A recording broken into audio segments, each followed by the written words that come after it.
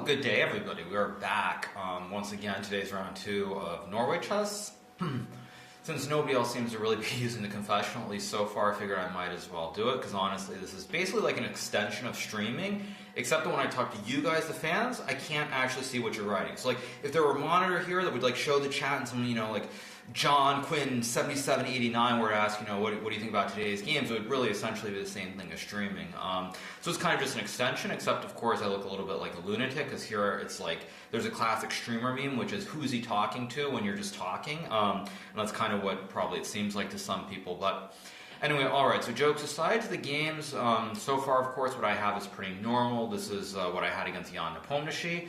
Maybe I should butcher his name in honor of Ferrugi and say like Jan Neposhi or something weird, but anyway, I played Nepo in the candidates, and we had this position, so thus far pretty happy. Obviously I played this before, I've reviewed the line many times during the candidates, so I feel pretty good. We'll see. I mean, I would generally portend that if Magnus comes up with some great idea and surprises me, the game could trend in his direction. If he doesn't have some original idea, I think there's a good chance that I'll equalize and shouldn't be in too much trouble. But we'll have to wait and see, because it's still pretty early in the game. But Magnus also doing one of the things he's done over the years against me, which is when he gets surprised by something, he goes into a very deep think pretty early. Luckily for me, today at least he's thinking at the board instead of just like thinking while he eats a pizza in the back room. But pretty happy so far. So that's my game. Okay, obviously Alirez's game against Fabiano, it's a London system. It looks like Alirez is prepared. He played something similar in the London system against, or actually no, he had black against Gukesh. I got the order wrong, I think. Although I think he might have played a London system, or no, he was white against Gukesh in that London system, so he's playing a London system again. Nothing too surprising there. I mean, I suspect he's better prepared than Fabiano, though. And the other game is Prague versus Ding. Ding, of course, playing in English. He played something similar to this, I think, against Nepo in the first round of the 2022 candidates, with this whole C4, G3 stuff. So that's very, very early. Have to wait and see what happens in that game.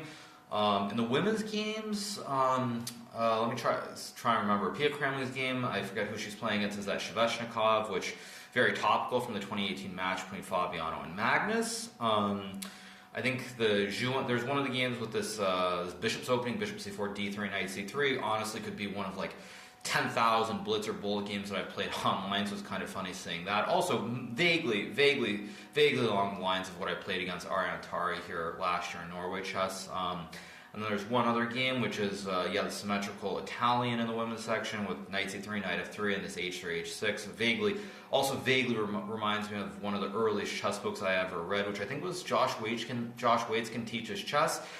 One of the first model games in that book had something like this. It didn't have h3, h6, it was castle with this whole d3, d6, bishop g5, bishop g4, knight d5, knight d4, and white wins at the end. But also kind of reminds me of back when I was a young kid playing chess. So I made some interesting games thus far, and we'll just have to wait and see how they continue. So that'll be it for now, and I'm sure I'll be back later.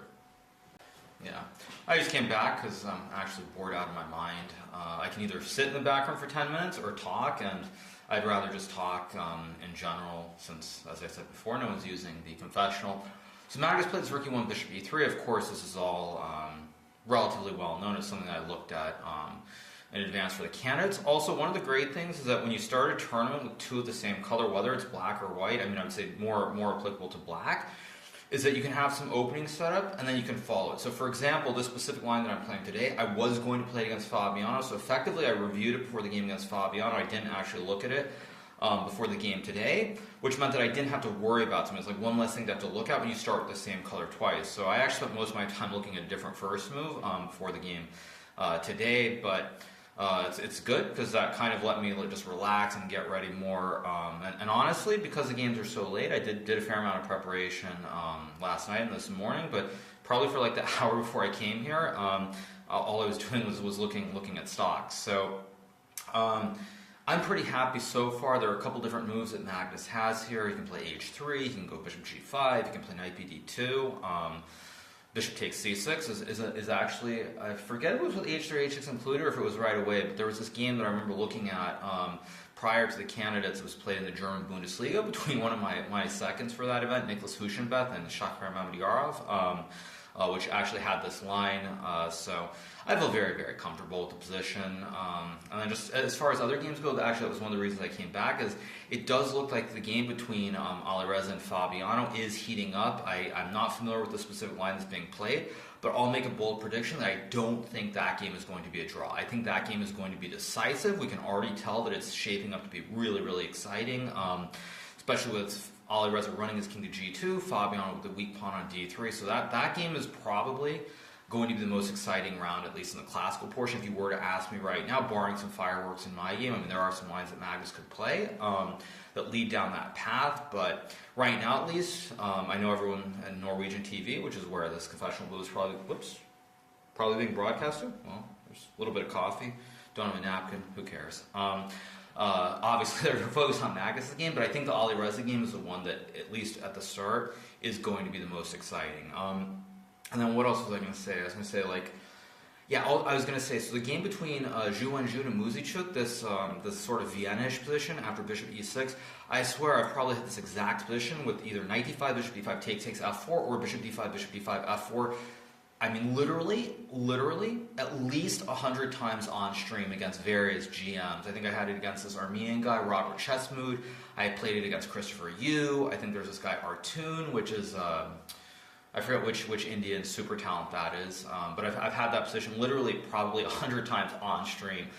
People go back and look at my streams, so it's pretty funny to see a position like that, something that I've played a gazillion times. So that's actually pretty funny. But you know, it's fun. Obviously, to be back here in Norway once again playing this tournament. It's probably my favorite classical tournament at the moment. I mean, just the whole vibe, the spectators, the broadcast. I mean, everyone who's here has been here for so many years now with the organization. And for me, having played it quite a few times ever since COVID, specifically with the resurgence I've had. It's just a great event, and it's also nice because it's one of the few tournaments that I played when I was a bit younger that still exists. Because for me, probably the tournament that was always a staple of my chess calendar was the London Chess Classic from the inception, I believe, in 2009 through 2018. I didn't qualify the final year 2019, but it was like every December I was always there, and it seems like every May, June I'm here in Norway. So it's a good feel, and everything's pretty Gucci, as we would say. So not to sound like one of the cool kids, but I think even here in Norway people probably overuse TikTok. So it's all good. So feeling pretty happy thus far.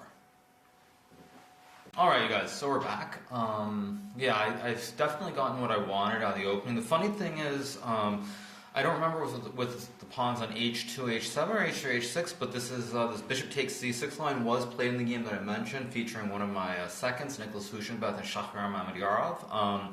Don't remember the pawns were on h3, h6, or h2, h7, but this whole bishop c6 line in that game, I think Shak took dc6, allowing this whole de5, knight e5 endgame. Now Shahryar won that game anyway with black, but this e takes d4 should simply be an improvement, and Magnus surprised me when he took with the knight on d4. I still looked at this quite a bit deeper after c takes d4. And I think that I'm completely fine here. I'm actually starting to second guess myself a little bit after my last move. I have this feeling that maybe I should have played bishop c4 instead of f6.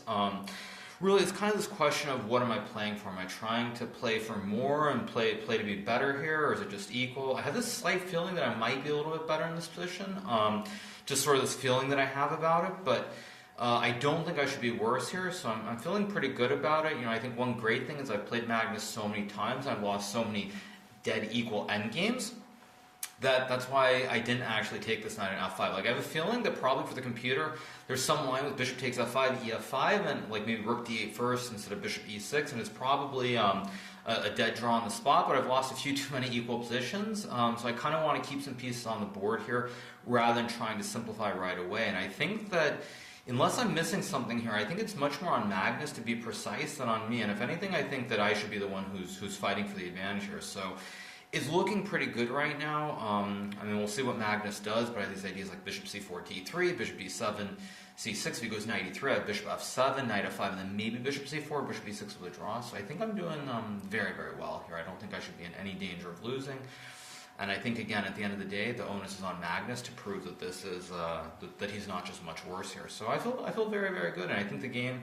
Yesterday in the game today, at least the classical ones have gone about as smoothly as they could. So barring some mishap or slip up by me, I think I'm in very, very good shape here. So feeling pretty good. And like as I said, I've played Magnus so many times that the one thing you have to always be careful against Magnus is to not slip up. I mean, as soon as you think it's like you're fine, you've saved the game, or maybe not even saved, but generally when you think you're okay, that's usually the moment of the most danger, when you kind of fall asleep at the wheel. So that's the main thing that I'm trying to focus on. But I think overall I've got a great position here, and I don't think there's any world where I should be worse. So I feel pretty good. It's all good. See you guys later.